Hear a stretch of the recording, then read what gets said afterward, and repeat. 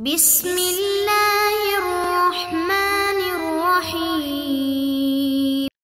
بسم الله الرحمن الرحيم. الحمد لله رب العالمين والعاقبة للمتقين والصلاة والسلام على أشرف الخلق والمرسلين أما بعد. عزیز طلبہ، آج کتاب الہدایہ جز ثالث کا سبق نمبر 33 ہے، اور یہ سبق جنس البیع بخیار التعیین کے متعلق ہوگا، اور کتاب کی عبارت ومن اشترى ثوبین سے لے کر فلا تثبت بأحدہما تک ہوگی۔ آتے ہیں سبق کے متعلقہ اصول کی طرف۔ تو اصل نمبر 1، اصل خیار التعیین، ان واحدا بغیر عینہ مبیع وواحدا بغیر عینہ امانۃ، کہ خیار تعین کی صورت میں دو چیزوں میں سے ایک لا علی التعیین مبیع ہے اور ایک امانت ہے۔ اصل نمبر 2، خیار التعین انما يتحقق فی غیر المثلیات لا فی المثلیات، کہ خیار تعین صرف ان چیزوں میں رکھا جا سکتا ہے کہ جو غیر مثلیات کے قبیل میں سے ہو، مثلا قیمیات کے قبیل میں سے ہو۔ مثلیات کے قبیل میں سے جو اشیاء ہے اس میں خیار تعین نہیں ہے۔ اصل نمبر 3، المبیع اذا تعیب عند المشتری او ہلک لزم العقد وانبرم، کہ مبیع جب مشتری کے ہاں معیوب بنے خیار تعین کی صورت میں تو یہ عقد لازم ہو جائے گا اور مکمل ہو جائے گا، تو ابھی خیار کو استعمال کرتے ہوئے مشتری مبیع واپس نہیں کر سکتا۔ آتے ہیں سبق کے متعلقہ فصول کی طرف۔ تو خیار التعین فی الاشیاء، تو اس جنس کو ہم نے 3 فصول میں تقسیم کیا ہے۔ خیار التعین فی شیئین، کہ تعین کا جو خیار ہے وہ 2 چیزوں میں رکھا گیا، یعنی 2 چیزیں ہیں، ان دونوں میں سے ایک کو پسند کرنا ہے، ایک کو متعین کرنا ہے،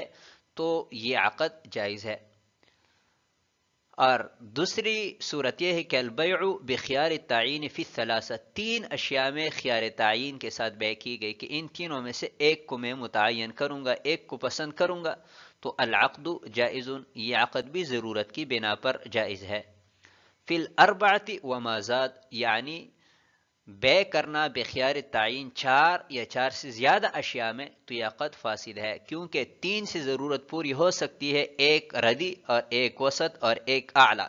تو ان تینوں میں سے ایک کے اندر اگر تعین کرے گا کہ میں اعلیٰ کو پسند کرتا ہوں، میں وسط کو پسند کرتا ہوں، میں ردی کو پسند کرتا ہوں، تو چونکہ 3 سے ضرورت پوری ہو سکتی ہے، لہٰذا ضرورت تقدر بقدرها، تو اس اصل پر عمل کرتے ہوئے اگر 3 سے زیادہ ہوں گی اس میں خیار تعین رکھا جائے گا تو یہ عقد فاسد ہوگا۔ اوصاف الخیار و احکامہ، تو اس جنس کو ہم نے کل 9 فصول میں تقسیم کیا ہے۔ تو پہلی فصل یہ ہے خیار التعین مع خیار شرط،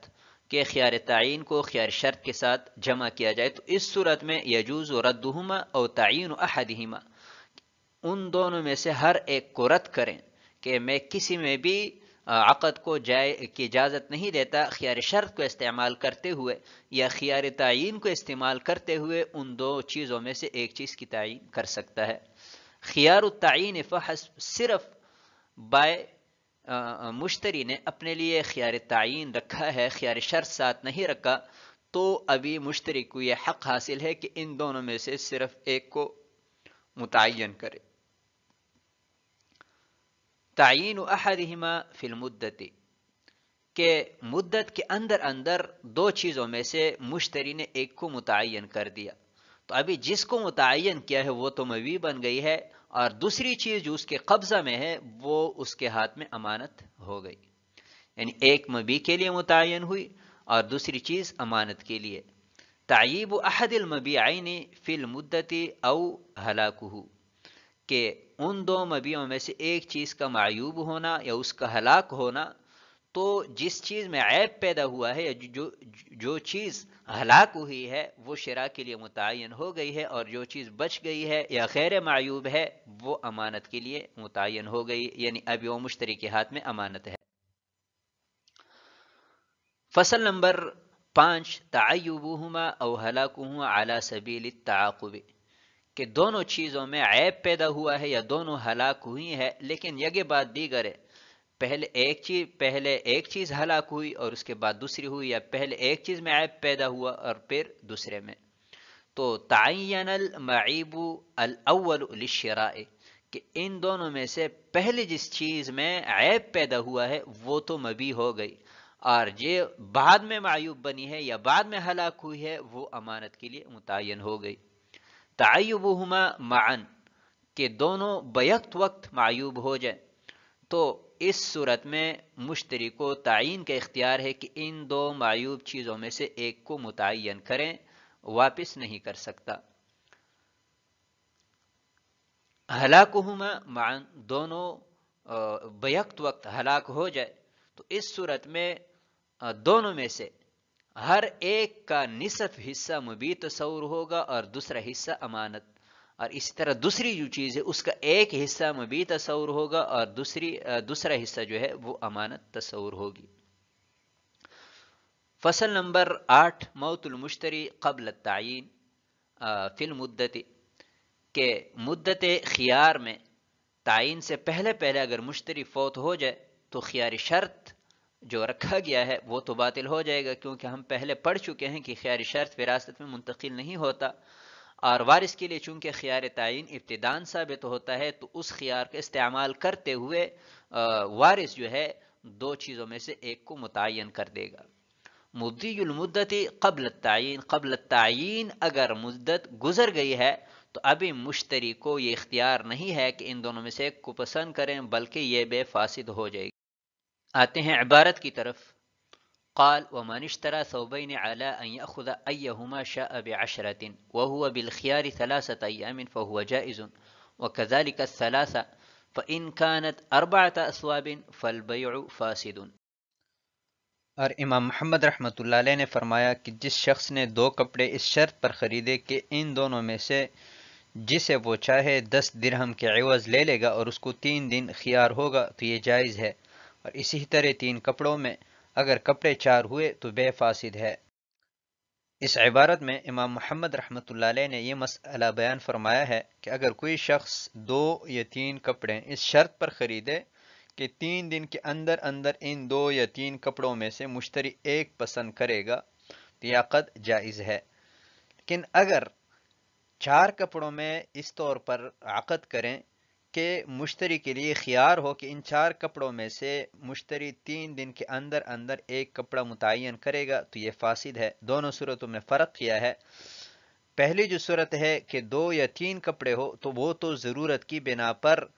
اس عقد کو یعنی خیار تعین کو مشروع قرار دیا گیا ہے، تو ضرورت چونکہ 3 کپڑوں پر ایک وسط، ایک ردی اور ایک جید پر پوری ہو جاتی ہے، لہٰذا 4 کپڑوں میں ضرورت نہیں ہے، اس لیے اس میں خیار تعین بھی جائز نہیں ہوگی، اور اگر 4 کپڑوں میں اس شرط پر بے ہوگی تو یہ بے فاسد تصور ہوگی. آتے اگلی عبارت کی طرف. والقیاس ان يفسد البيع في الكل لجهالة المبيع وهو قول زفر والشافعي رحمهم الله تعالى. وجه الاستحسان أن شرع الخيار للحاجة إلى دفع الغبن ليختار ما هو الأرفق والأوفق، والحاجة إلى هذا النوع من البيع متحققة لأنه يحتاج إلى اختيار من يثق به أو اختيار من يشتريه لأجله، ولا يمكنه البائع من الحمل إليه إلا بالبيع، فكان في معنى ما ورد به الشرع. اور قیاس کا تقاضا یہ ہے کہ بے کل میں فاسد ہو مبیع کے مجہول ہونے کی وجہ سے، اور یہ امام ظفر اور امام شافعی رحمۃ اللہ علیہ کا قول ہے. اور استحسان کی دلیل یہ ہے کہ غبن کو دور کرنے کی ضرورت کی بنا پر خیار شرط مشروع ہوا ہے تاکہ عاقد نفع مند اور موافقت کو اختیار کر سکیں، اور بے میں اس قسم کی ضرورت بھی متحقق ہے اس لیے کہ اس کو ضرورت پڑتی ہے اختیار کرنے کی ایسے شخص کی جس پر اس کو اعتماد ہے، یا جس شخص کے لیے وہ خرید رہا ہے اس کے اختیار کرنے کی اس کو ضرورت ہے، اور بائع بلا عقد بے اس کی طرف اٹھانے کی قدرت نہیں دے گا، لہٰذا خیار التعین اس خیار کے معنی میں ہوگا جس پر شرع وارد ہوئی ہے. اس عبارت میں صاحب ہدایہ دلیل قیاس اور دلیل استحسان بیان فرما رہے ہیں. یہ قیاس کا تقاضا تو یہ ہے کہ خیار تعین کے ساتھ بے ان تینوں صورتوں میں فاسد ہو، یعنی چاہے خیار دو کپڑوں میں ہو، چاہے تین میں ہو اور چاہے چار میں ہو، کیونکہ ان تینوں صورتوں میں مبی غیر متعین ہے اور مجہول ہے، اور جہالت بھی ایسی کہ جو مفضی للمنازعہ ہے، بئیں طور کے مشتری جو ہے وہ اعلیٰ سے اعلیٰ کپڑا متعین کرے گا، جبکہ بائیں کوشش کرے گا کہ گھٹیا قسم کا کپڑا حوالہ کرے، اور نتیجتاً متعاقدین کے مابین لڑائی ہوگی۔ تو ہر ایسی جہالت جو مفضی للمنازعہ ہو وہ مفسد للعقد ہوتی ہے، لہٰذا یہ عقد فاسد ہونا چاہیے، اور یہی امام ظفر رحمۃ اللہ علیہ اور امام شافعی رحمۃ اللہ علیہ کا قول ہے۔ اور استحسان کا تقاضا یہ ہے کہ پہلی دو صورتوں میں یعنی دو یا تین کپڑوں میں خیار تعین کے ساتھ بیع جائز ہونی چاہیے۔ دلیل کیا ہے؟ دلیل یہ ہے کہ جو خیاری شرط ہے وہ غبن کو دور کرنے کے لیے مشروع ہوا ہے، تاکہ بندہ دھوکے سے بچ سکیں۔ تو جس طرح خیار شرط کی ضرورت ہے، اسی طرح خیار تعین کی بھی ضرورت پڑتی ہے، کیونکہ عاقد کو بسا اوقات ایک ایسے شخص کی ضرورت ہوتی ہے کہ جس پر وہ بھروسہ کر سکیں، جو اس کے لیے قابل اعتماد ہوتا کہ وہ اس سے مشورہ کریں، اور بسا اوقات یوں بھی ہوتا ہے کہ بازار سے گھر میں دکھانے کے لیے کچھ چیزیں لانی پڑتی ہے اور بائے بلا عقد بے وہ اٹھانے نہیں دیتا، لہٰذا اس ضرورت کی بنا پر ہم نے خیار تعین کو بھی مشروع قرار دیا۔ لیکن یہ ضرورت جو ہے یہ دو یا تین کپڑوں میں پوری ہو سکتی ہے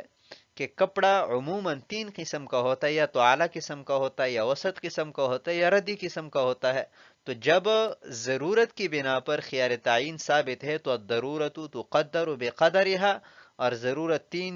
تین کپڑوں سے پوری ہو سکتی ہے، لہٰذا تین یا دو میں تو جائز ہے، لیکن اگر چار میں خیار تعین کے ساتھ عقد کریں گے تو یہ عقد فاسد ہوگا، کیونکہ اس کی ضرورت نہیں ہے۔ آتے ہیں اگلی عبارت کی طرف، غیر ان هذه الحاجة تندفع بالثلاث لوجود الجيد والوسط والرديء فيها، والجهالة لا تفضي إلى المنازعة في الثلاث لتعيين من له الخيار، وكذا في الأربع إلا أن الحاجة إليها غير متحققة والرخصة ثبوتها بالحاجة، وكون الجهالة غير مفضية إلى المنازعة فلا تثبت بأحدهم۔ مگر حاجت تین سے دور ہو جاتی ہے کیونکہ تین میں جید، وسط اور ردی موجود ہے، اور جہالت من لہ الخیار کے تعین کی وجہ سے مفضی الی المنازعہ نہیں ہے، اور اسی طرح چار کپڑوں میں بھی جہالت مفضی الی المنازعہ نہیں ہے، مگر چار کپڑوں میں حاجت غیر متحقق ہے، اور رخصت کا ثبوت حاجت اور جہالت کا مفضی الی المنازعہ نہ ہونے پر موقوف ہے، لہٰذا ان دونوں میں سے ایک کے پائے جانے سے رخصت ثابت نہیں ہوگی۔ غیر ان هذه الحاجة تندفع بالثلاث، گزشتہ عبارت میں ہم یہ بیان کر چکے ہیں کہ خیار تعین حاجت اور ضرورت کی بنا پر مشروع ہوا ہے، اور یہ ضرورت تین کپڑوں سے پوری ہو جاتی ہے، کیونکہ عموماً کپڑا تین قسم کا ہوتا ہے، جید، وسط اور ردی۔ تو جب ضرورت تین کپڑوں سے پوری ہو سکتی ہے تو یہ عقد کا جواز بھی تین کپڑوں تک محدود رہے گا۔ اور جہاں تک جہالت کی بات ہے تو اس میں کوئی شک نہیں ہے کہ مبی مجہول ہے دو اور تین کپڑوں میں، لیکن جس کو خیار ہے،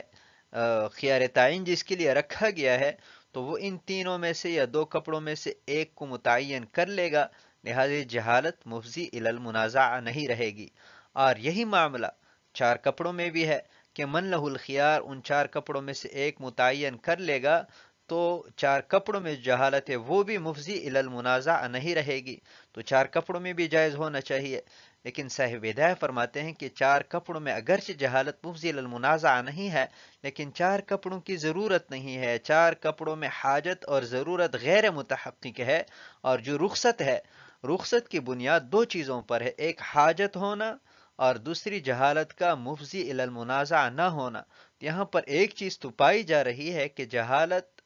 غیر مفضی الی المنازعہ ہے، لیکن حاجت نہیں ہے، حاجت تین کپڑوں سے پوری ہو جاتی ہے، تو ایک کے پائے جانے کی وجہ سے، یعنی جہالت کا مفضی الی المنازعہ نہ ہونے کے پائے جانے کی وجہ سے یہ خیار ثابت نہیں ہوگا۔ تو آج کے سبق کو ہم اسی پر ختم کرتے ہیں۔ والسلام علیکم ورحمۃ اللہ وبرکاتہ۔